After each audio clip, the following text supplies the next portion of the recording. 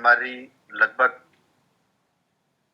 उस एज में हमारे को ये बिजनेस मिला है जिस एज में लोग या तो जॉब की तलाश कर रहे होते, या तो जॉब लग चुके होते, या फिर आप में से कुछ लोग ऐसे भी होंगे जो जॉब कर रहे होंगे।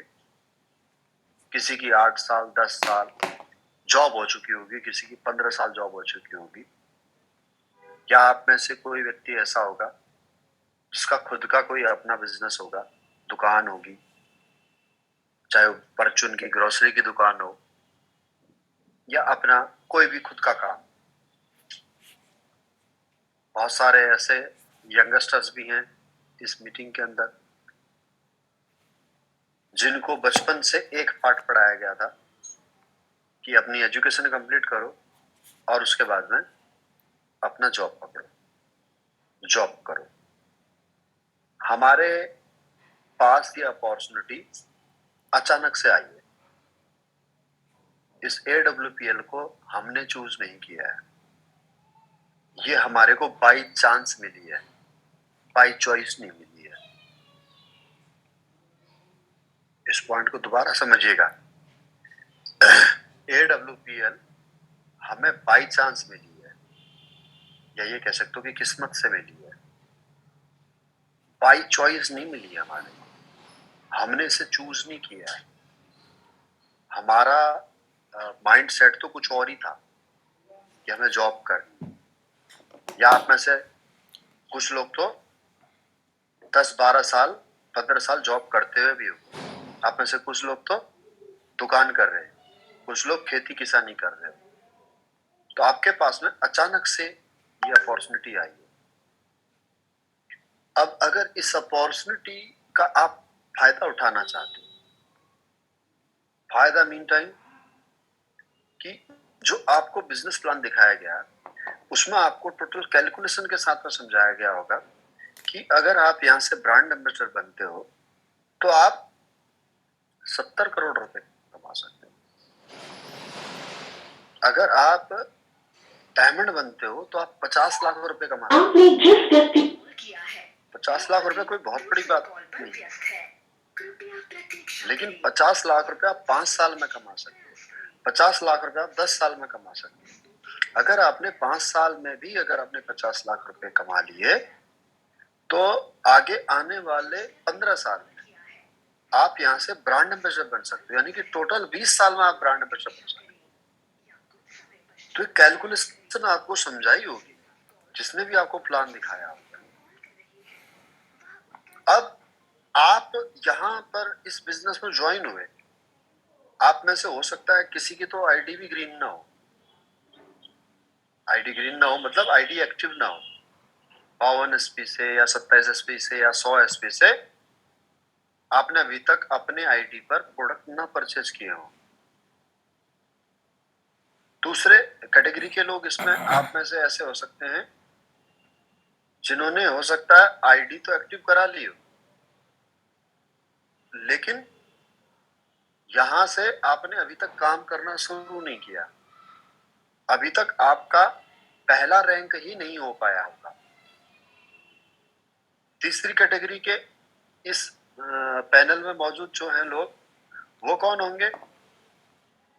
जिनकी आईडी भी एक्टिव हो चुकी होगी, जिनका पहला रैंक भी हो चुका होगा, जो यहाँ पर आज की जैसी मीटिंग या पहले भी और कोई फिजिकल मीटिंग ट्रेनिंग अटेंड कर चुके होंगे, और मीन टाइम अगर मैं ये कहूँ तो गलत नहीं होगा, वो काम भी कर रहे हैं, जिनका रैंक यहाँ से सिल्वर है या गोल्ड है या प्लेटिनम। तो अब दोस्तों आप तीनों कैटेगरी के लोगों के लिए ये बहुत घातक हो सकता है अगर आपने यहाँ पर अपनी मेहनत करके, अगर आपका यहाँ से आउटकम, अगर आउटपुट आना बंद, आउटपुट नहीं आया अगर आपका, तो आप इस बिजनेस में सरवाइव नहीं कर पाओगे।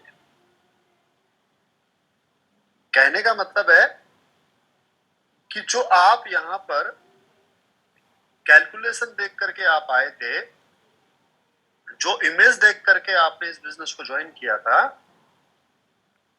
आप वहां तक कभी नहीं पहुंच पाओगे।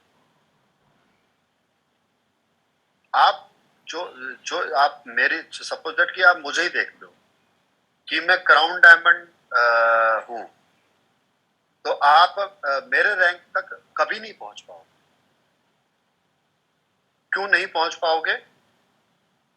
आप आए हो इस बिजनेस में बड़ी अचीवमेंट को देख करके, 70 करोड़ रुपए की इनकम को देख करके, या आपने मुझे देखा है क्राउन डायमंड को 6 करोड़ रुपए की इनकम को देख करके आप मुझसे प्रभावित हो, और आप शुरुआती दौर में अपने आप से ही संतुष्ट अगर नहीं होगे, अगर आप अपनी परफॉर्मेंस नहीं दिखा पाओगे, तो आप इस बिजनेस को क्विट कर दोगे, छोड़ दोगे इस बिजनेस को। एग्जाम्पल के तौर पर यही जो ग्रुप है फाइटर्स वाला, टीम बीएस भंडारी वाला जो व्हाट्सएप ग्रुप है, जिस ग्रुप में मैसेज आया है, उस ग्रुप में लगभग 75-80 के आसपास फाइटर्स ज्वाइन है ग्रुप में। लेकिन इस मीटिंग में कितने लोग आए हैं? 44-45 लोग, 45 लोग। तो आधे लोग तो इस ग्रुप में, इस व्हाट्सएप ग्रुप में जो हैं, जिस ग्रुप में मैं भी हूँ टीम बीएस भंडारी वाले में, आधे लोग तो इस मैसेज को रीड ही नहीं किया होगा, मतलब इस ग्रुप को देखते ही नहीं होंगे। और कुछ लोग मैसेज देखने के बाद में इग्नोर कर देते हैं।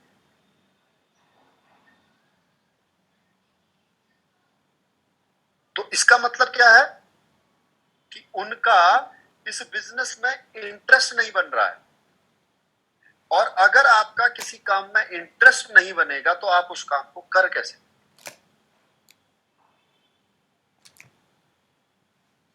अब अगर आपको AWPL में क्राउन डायमंड बनना है, तो मेरी एक बात समझनी है कि आपको इस बिजनेस में इंटरेस्ट बनाए रखना पड़ेगा।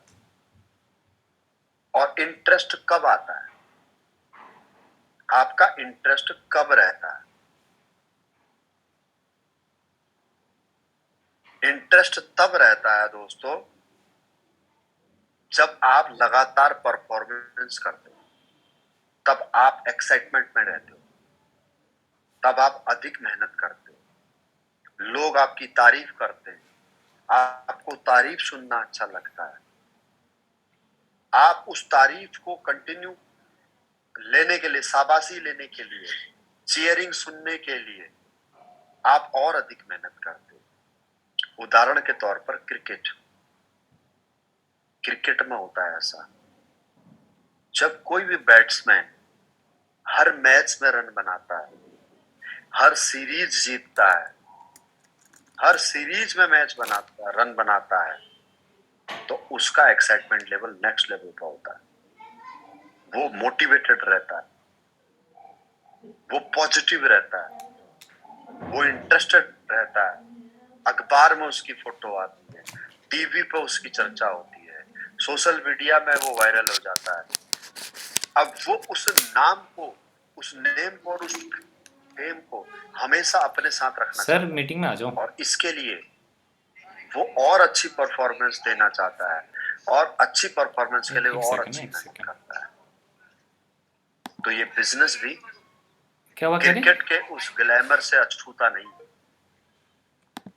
अगर आपको AWPL में सरवाइव करना है तो आपको परफॉर्मेंस दिखानी ही पड़ेगी, नहीं तो आपका साथ में क्या होगा? वही होगा जो बाकी क्रिकेटर्स के साथ होता है, जो परफॉर्मेंस नहीं दिखाते हैं, नहीं दिखा पाते हैं, अपने अंदर बदलाव नहीं करते हैं, जिसकी वजह से परफॉर्मेंस नहीं दिखा पाते। वो नेट प्रैक्टिस अधिक नहीं करते, वो टेक्निक नहीं सीखते, और धीरे धीरे क्या होता है, वो मैच से, क्रिकेट से बाहर हो जाते हैं, सिलेक्शन कमेटी की नजरों से बाहर हो जाते हैं, और धीरे धीरे उनको ये देश भी भूलने लग जाता है। एग्जाम्पल के तौर पर वीरेंद्र सहवाग। वीरेंद्र सहवाग एक ऐसा नाम था दोस्तों जिसने ट्रिपल सेंचुरी भी मारी। वही एक ऐसा क्रिकेटर बना है क्रिकेटर हुआ है हमारे देश के अंदर जिसने विश्व के किसी भी बॉलर को नहीं छोड़ा, फिर वो चाहे ब्रेटली हो और फिर वो चाहे शोएब अख्तर हो, फिर वो चाहे शेन वार्न हो और फिर वो चाहे मुथैया मुरलीधरन हो। मतलब न तो उसने स्पिनर को छोड़ा और ना ही उसने पेसर को छोड़ा, उसने हर बॉलर को पीटा। लेकिन एक दिन बॉलर्स को उसकी कमजोरी समझ में आई और वो कमजोरी थी उसका फुटवर्क। क्यों फुटवर्क नहीं कर पाता था, और फुटवर्क का सही इस्तेमाल ना कर पाने की वजह से स्पिनर ने भी उसका फायदा उठाया और पेसर ने भी उसका फायदा उठाया। वो जहां खड़ा होता था, जहां पर बैट रखता था या जहां पर पैर रखता था, वो वहीं से हिट करता था। तो पेसर ने क्या करना शुरू किया, उसको दोस्तों आउट स्विंगर बाउंसर मारना शुरू किया। तो वो क्या करता था, बल्ले से लप्पा मारता था, मतलब बैट लंबा करके उसको वहीं से हुक करता था, जिसकी वजह से वो थर्ड मैन का अक्सर कैच पकड़ा जाता था। और स्पिनर्स ने या फिर उसको यॉर्कर मारते थे और स्पिनर ने उसको इन स्विंगर मारना शुरू किया दोस्तों, वो बैकफुट पे नहीं जा पाता था। और उसको कोच ने कितना कहा कि तू अपना फुटवर्क तब्दील कर, उसने बोला नहीं, मैं तो मेरा नेचुरल गेम ही खेलूंगा। और हुआ क्या दोस्तों, उसको विदाई भी नहीं मिल पाई क्रिकेट से। इतने अच्छे बैट्समैन को विदाई भी नहीं मिल पाई। और भी कई ऐसे एग्जांपल बता सकता हूं, सौरव गांगुली, गौतम गंभीर, जो बहुत अच्छे बैट्समैन रहे हैं यार। और वहीं पर सचिन तेंदुलकर को देखो आप, कि सचिन तेंदुलकर ने दोस्तों अपने अंदर बदलाव किया। वो नर्वस 90 का शिकार हुआ, वो सीरीज मैच से बाहर हुआ, सिलेक्शन कमेटी से बाहर हुआ, सिलेक्शन कमेटी की नजरों से बाहर हो गया। लेकिन क्या किया उसने दोस्तों हार नहीं मानी, हिम्मत नहीं हारी, और उसने प्रैक्टिस की, लगातार की, रोज की। और जो उसकी कमियां थी उन कमियों पर उसने वर्क किया, और जिसका परिणाम ये निकला कि वो दोबारा से इंडियन क्रिकेट टीम में इन हो गया और उसको एक सम्मानजनक विदाई मिली। तो दोस्तों यही है नेटवर्क मार्केटिंग। अब यहां पर आपकी और मेरी, हम सबकी मजबूरी है कि हम हर हफ्ते अपना चेक बनाएं, हर हफ्ते हमारा पे आउट बने, चाहे हमारा 500 रुपए का बने, चाहे हमारा 1000 रुपए का बने, हमारा पे आउट हर हफ्ते बनना चाहिए। अगर पे आउट नहीं बनेगा तो दोस्तों हमें टीम से बाहर कर दिया जाएगा, हम टीम से ऑटोमेटिकली बाहर हो जाएंगे। क्रिकेट में तो सिलेक्शन कमेटी बाहर करती है, क्रिकेट में तो मीडिया वाले और जनता मिलकर के उस को बाहर कर देती है, ये खेल नहीं रहा, ये रन नहीं बना रहा, ऐसे आउट करो। यहां आप खुद आउट हो जाओगे। यहां तो आपको आपका कोच इन करने की कोशिश करेगा, आपका कैप्टन आपको टीम में रखने की कोशिश करेगा, आपकी टीम भी आपको टीम में रखने की कोशिश करेगी। लेकिन आप ही यहां से बाहर हो जाओगे अगर आप यहां पर परफॉर्मेंस नहीं दिखा पाए तो। तब परफॉर्मेंस कैसे दिखेगी दोस्तों? परफॉर्मेंस दिखेगी सबसे पहले अपने स्किल को डेवलप करके। यानी कि जो काम शरद सर कर लेते हैं, जो काम सुरेश सर कर लेते हैं, जो काम किशोर सर कर लेते हैं, जो काम शुभ्रांशु सर कर लेते हैं, जो रियाजुद्दीन सर कर लेते हैं, वही काम यहां पर आपको खुद को सीखना पड़ेगा।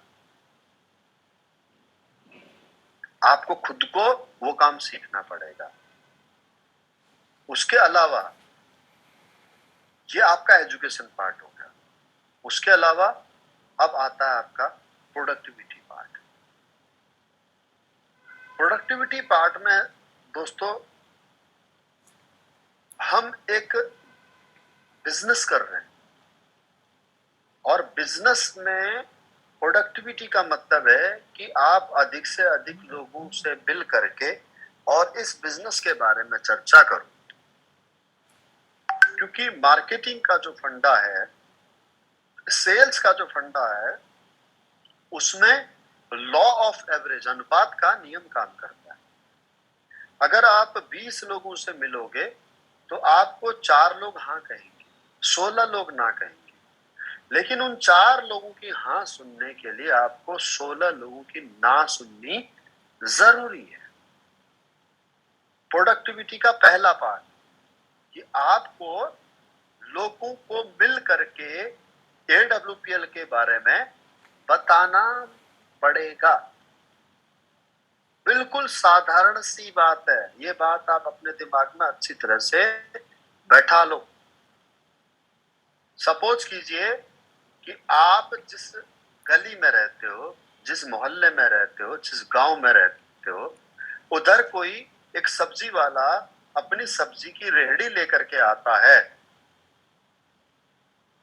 आप अपने अपने घरों में अंदर बैठे हुए हो किवाड़ बंद करके, और वो रेहड़ी वाला बिना आवाज लगाए अगर आपके घर के आगे से गुजर जाता है तो आपको पता लगेगा क्या कि बाहर सब्जी वाला आया है और उसके पास में कौन कौन सी सब्जी है?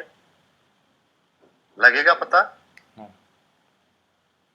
नहीं लगेगा ना। कब तक नहीं लगेगा? जब तक वो चिल्ला करके नहीं कहेगा कि आलू ले लो, लौकी ले लो, मूली ले लो, टिंडे ले लो, बैंगन ले लो। जब तक वो नहीं चिल्लाएगा तब तक आपके कानों में आवाज नहीं पड़ेगी।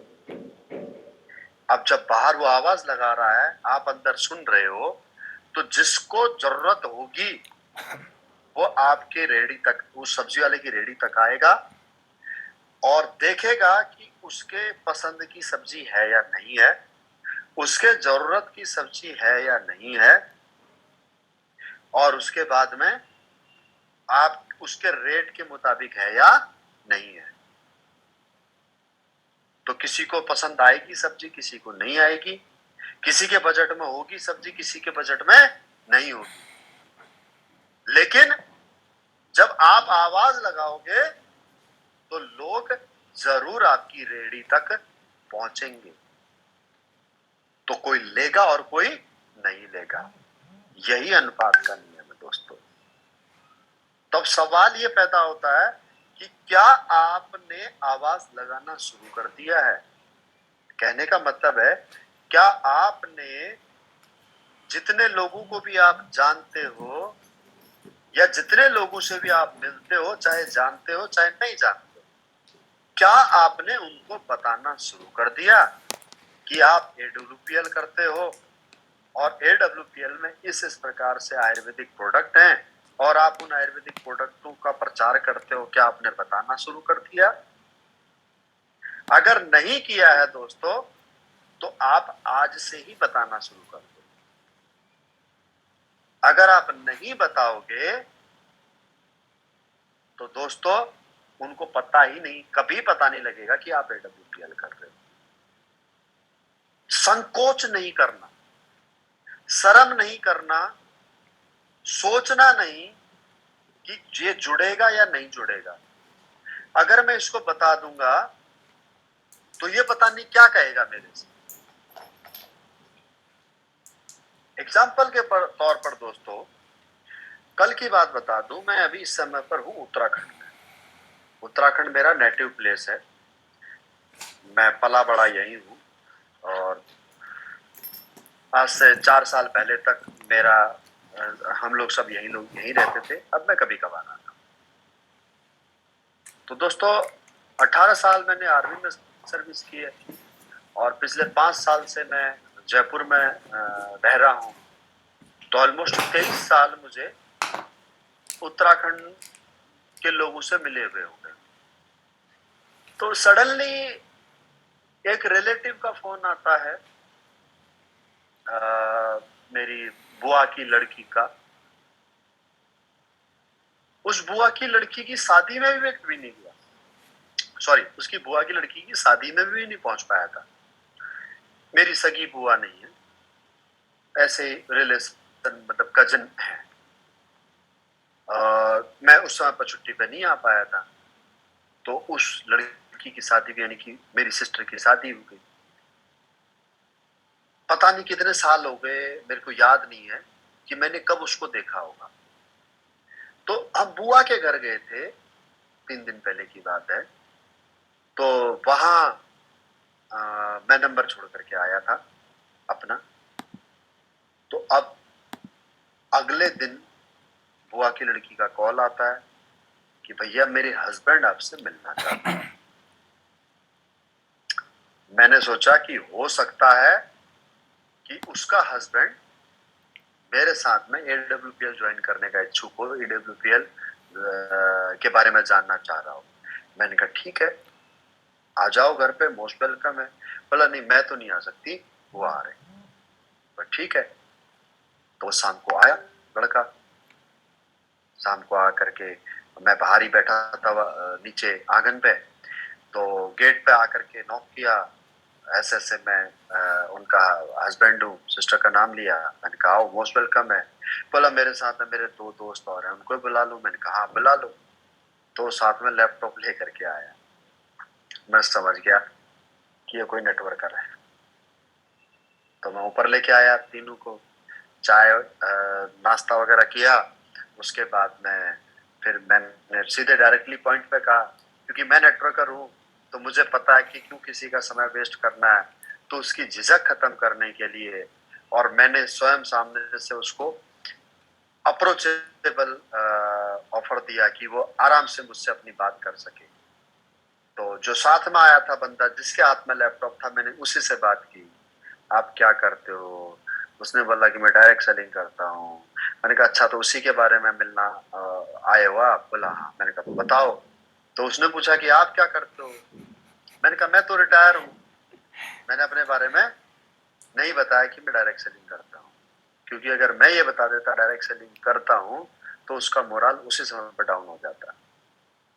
तो मैंने आराम से उसकी बात सुनी, और सुनने के बाद में फिर जब मैंने उसे बताया कि मैं AWPL का क्राउन डायमंड हूँ, तो वो जो लड़का प्लान देने के लिए आया था उसे पता है कि AWPL क्या है और क्राउन डायमंड क्या होता है।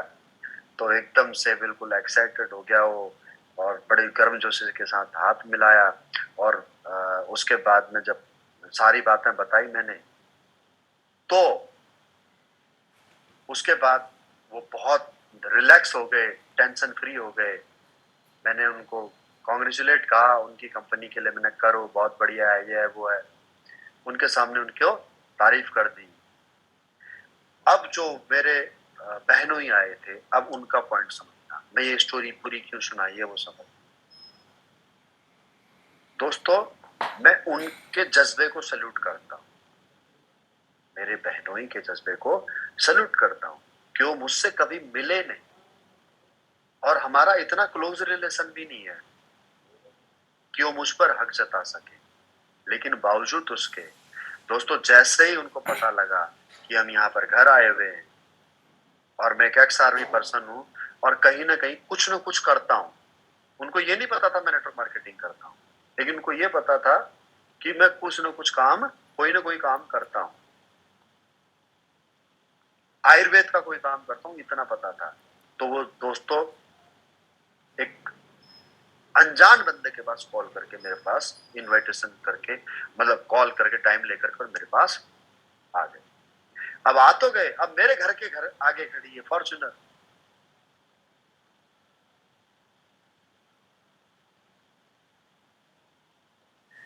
अब मेरे घर के आगे खड़ी है फॉर्च्यूनर।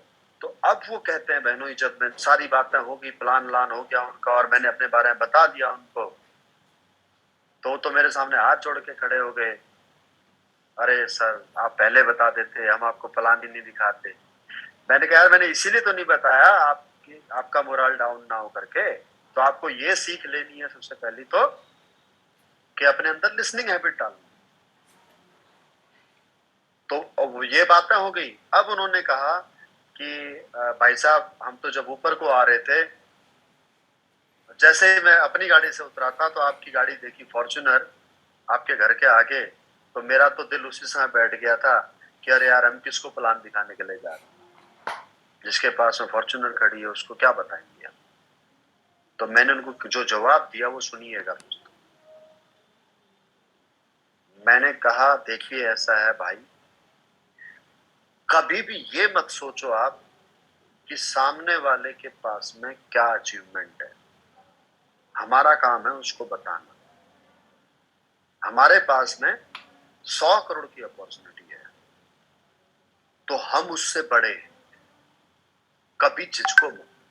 क्या आप जो है कि मुझे मीटिंग मुझसे आप टाइम लेकर के मिले हो, आप मेरे पास आकर के आपने प्रेजेंटेशन दिखाई है, तो क्या मैंने आपको फांसी चढ़ा दिया? क्या मैंने आपको गाली दी? नहीं ना। आपको मैंने सुना।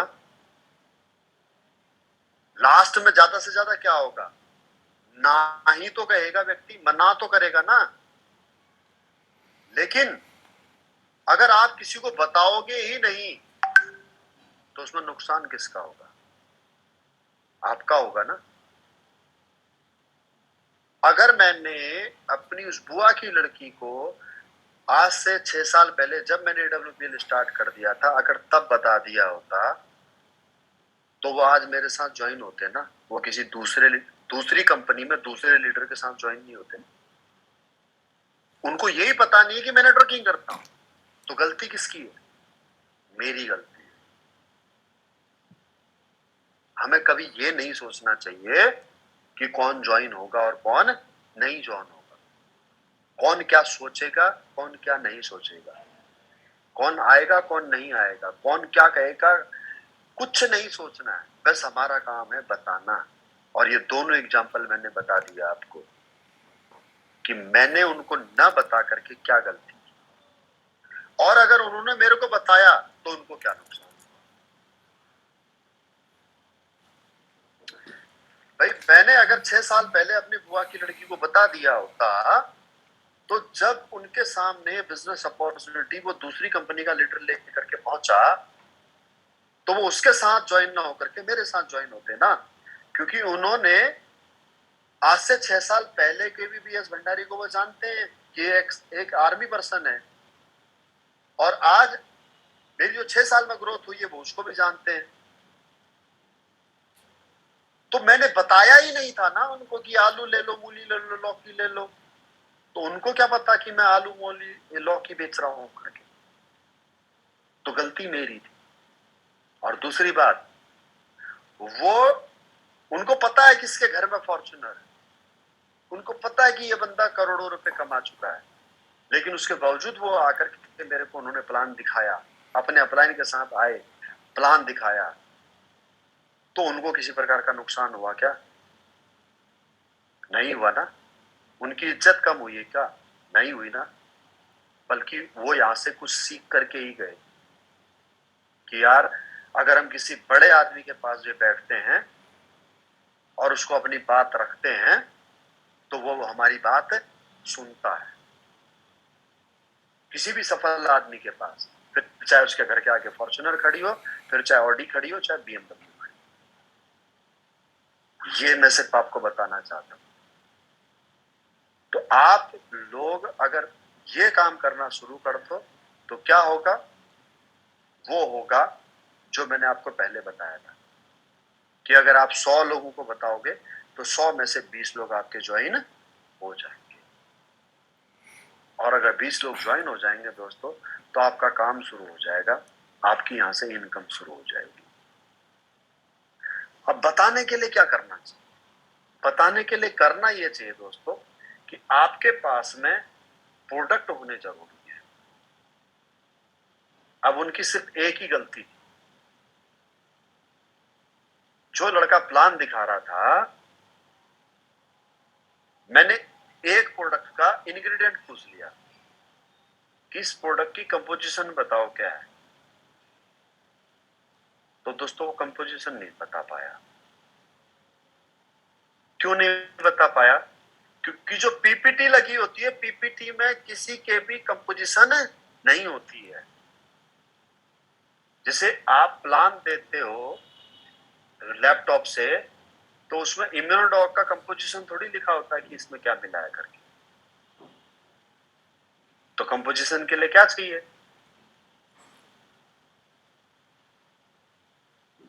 कंपोजिशन के लिए चाहिए या तो बुक और या फिर प्रोडक्ट। अब अगर आप 100 करोड़ का प्लान दे रहे हो तो आप बुक से प्लान देते हुए तो अच्छे लगोगे नहीं, आप लैपटॉप से ही प्लान दोगे। तो इंग्रेडिएंट कैसे बताओगे? सारे प्रोडक्टों के इंग्रेडिएंट तो आप याद नहीं रख सकते ना। तो उसके लिए क्या करना चाहिए? उसके लिए ये करना चाहिए दोस्त आपको कि आप प्रोडक्ट साथ में रखो। आप प्रोडक्ट साथ में रखो। प्रोडक्ट साथ में रखने से पहली चीज तो ये होगी आपको कि आपको इंग्रेडिएंट आप पढ़ के बता सकते हो कि सर इसमें ये इंग्रेडिएंट है।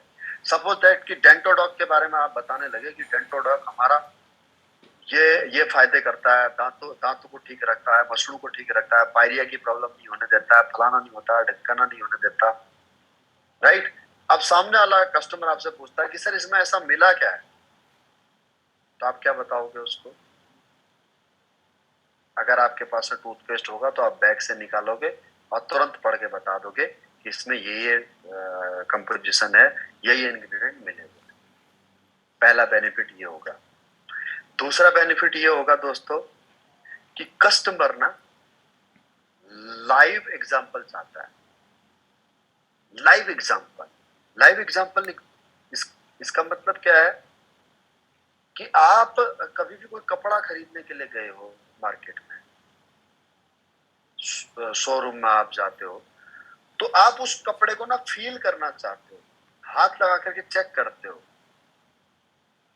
उसकी सॉफ्टनेस चेक करते हो, उसका फैब्रिक चेक करते हो किस प्रकार का है कपड़ा, उसका कलर चेक करते हो, तो उससे पूछते हो, सेल्समैन से पूछते हो इसमें रोए तो नहीं उठेंगे, कोई कटफट तो नहीं लगा हुआ है, डैमेज पीस तो नहीं है। राइट। और आप मार्केटिंग करने के लिए जाते हो तो क्या करते हो? आप लैपटॉप से प्लान देते हो, आप बुकलेट से प्लान देते हो। कस्टमर फील कैसे करेगा? कस्टमर उस प्रोडक्ट को फील कैसे करेगा? तो अगर आप कस्टमर को फील कराना चाहते हो प्रोडक्ट के बारे में, तो दोस्तों अपने बैग में हमेशा डेमो के लिए, दिखाने के लिए प्रोडक्ट रखना जरूरी है। बड़े प्रोडक्ट नहीं रख सकते आप 100 के 100 प्रोडक्ट नहीं रख सकते, 130 के 130 प्रोडक्ट नहीं रख सकते, लेकिन कम से कम जो बहुत जरूरी और ऑन द स्पॉट सेल होने वाले प्रोडक्ट हैं वो तो रख सकते हो। जैसे नहाने वाला साबुन, आपका गोट मिल्क बार है, या फिर नीम तुलसी बार है, या ग्लिसरीन वाला बार है, साबुन है, इन तीनों में से कोई भी साबुन आप रखोगे, क्या लगता है आपको कि मार्केट में उसे लोग खरीदेंगे नहीं? अगर आपके पास में है वो और आप सामने वाले को दिखाते हो, सर देखो इसकी खुशबू देखो कितनी जबरदस्त है, अरे सर आप एक बार नहा करके देखिए इससे, यकीन मानिए आपको नहाने के बाद ना डिओड्रेंट लगाने की आवश्यकता नहीं पड़ेगी, आपको बाथरूम में ना ओडोनिल रखने की आवश्यकता नहीं पड़ेगी, बाथरूम महका रहेगा एट टाइम। अब ये बता रहे हो आप, और वहीं पर अगर आप साबुन उसके हाथ में दे दो, उसको सूंघने का मौका दे दो, उसको फील करने का मौका दे दो, तो वो लेगा या नहीं लेगा? राइस ब्रान ऑयल, आप बता रहे हो जी, राइस ब्रान ऑयल इतना जबरदस्त हमारा ऑयल है कि मार्केट में बिकने वाले किसी भी ऑयल में इतनी शुद्धता नहीं जितनी हमारे तेल में। इस्तेमाल करके देखिए। आप टूथपेस्ट के बारे में बता रहे हो कि टूथपेस्ट में हमारे ये गुण हैं, उसे बताइए, हाथ में लेकर के दिखाइए, उसको टच कराइए, फील कराइए उसको। पंच तुलसी, आई ड्रॉप, दोस्तों ये ऐसे प्रोडक्ट बता रहा हूं आपको मैं, जो हैंड टू हैंड खरीदे जाने वाले प्रोडक्ट हैं। इसके बारे में दिमाग लगाने की आवश्यकता नहीं पड़ेगी लोगों को कि मुझे ये क्यों खरीदना चाहिए करके। तो क्या आप अपने बैग में ये प्रोडक्ट लेकर के चलते हो? जवाब है नहीं। अब जब आपके पास प्रोडक्ट ही नहीं है दोस्तों, जब आप कस्टमर को फील ही नहीं कराओगे, तो आपके प्रोडक्ट सेल कहां से? कम से कम 200-300 एसपी के प्रोडक्ट तो आपके पास में एट ए टाइम होने चाहिए। एट ए टाइम होने चाहिए आपके घर में। इतने प्रोडक्ट तो मेरे घर में मेरे वॉल पर लगे रहते हैं, मेरे शोकेस में लगे रहते हैं। कम से कम भी तो 250-300 एसपी के प्रोडक्ट मेरे जयपुर में घर में शोकेस में लगे रहते हैं एट ए टाइम। ये होने बहुत जरूरी है दोस्तों।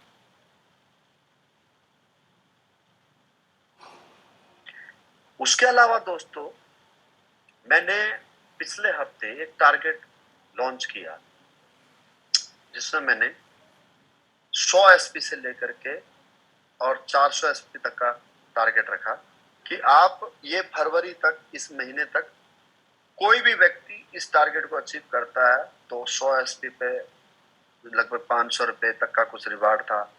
इसी प्रकार से 200 एसपी पे मेरे ख्याल से कुछ 1300 रुपए तक का रिवार्ड था। ऐसे करके हर 100 एसपी पर कोई ना कोई रिवार्ड है। तो इस हफ्ते में मैं सोच रहा था कि आप सभी लोग उस टारगेट को, उस रिवार्ड को अचीव करोगे। लेकिन कमाल की बात, इस हफ्ते किसी ने टारगेट अचीव नहीं किया। तो मेरे को लगा कि शायद मैंने जो आपको इसको 28 मार्च तक का जो टारगेट दिया है, शायद सॉरी, या फरवरी तक का जो लास्ट तक का जो टारगेट दिया है, ये आपको कंफ्यूज कर गया। ये तो अरे सर, ये तो 3 हफ्ते का टारगेट है, कोई बात नहीं, हम कर ही लेंगे। मैंने एक बात और कहा था आपसे कि 3 हफ्ते में अगर आप हर हफ्ते अगर आप 400 एसपी कर सकते हो, तो हर हफ्ते आप 400 एसपी का रिवार्ड के हकदार हो। अगर आपने इस हफ्ते 400 एसपी कर दिया, तो इस हफ्ते आपको 400 एसपी का रिवार्ड मिलेगा, और अगर अगले हफ्ते किया तो अगले हफ्ते भी आपको 400 एसपी का रिवार्ड मिलेगा।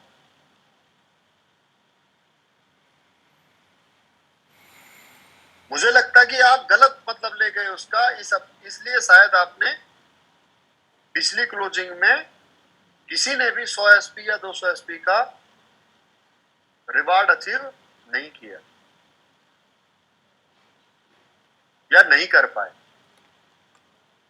तो दोस्तों, उस रिवार्ड से कोई बहुत बड़ा इनकम आपके पास नहीं आने वाली है। उस रिवार्ड से आपको मिलेगी जीतने की ताकत, जीतने की हिम्मत, एक विनिंग एटीट्यूड आपके अंदर पैदा होगा कि हाँ, मैं कर सकता हूं, यस आई कैन। तो ये हिम्मत आपके अंदर है। Right my dear friend. तो दैट्स इट, इतना ही मेरी तरफ से है आज के लिए। ये 1 घंटे का सेशन था, और उम्मीद करता हूं कि जो बेसिक पॉइंट हैं, वो बेसिक पॉइंट मेरे आपको समझ में आए होंगे कि मैं आपको बताना क्या चाह रहा था कि एक न्यू बिगिनर के लिए, एक न्यू फ्रेशर के लिए, या फिर एक काम करते हुए लीडर के लिए आपको क्या क्या चीजें चाहिए, क्या किन किन किन किन बातों पर आपको फोकस करना चाहिए। ठीक है माय डियर फ्रेंड। और किसी को कुछ कहना हो? अच्छा, सुरेश सर ने मैसेज किया है कि उमा मैम ने देहरादून से 100 एसपी का टारगेट अचीव किया है, और रवि देव वर्मा त्रिपुरा से 100 एसपी का टारगेट अचीव किया है। बहुत बहुत बधाई आप दोनों को, उमा मैडम और रवि सर, कॉन्ग्रेचुलेसन। और उम्मीद करता हूं कि आप इसी प्रकार से हर वीक एक टारगेट लेकर के चलोगे कि मुझे इस हफ्ते 100 एसपी या 200 एसपी का या 300 एसपी का बिजनेस करना है, और आप सब लोग उस टारगेट को अचीव करोगे। ठीक है, दैट्स इट। इतना ही था मेरी तरफ से। सुरेश सर, आपको कुछ बताना हो, कुछ कहना हो तो बोलो।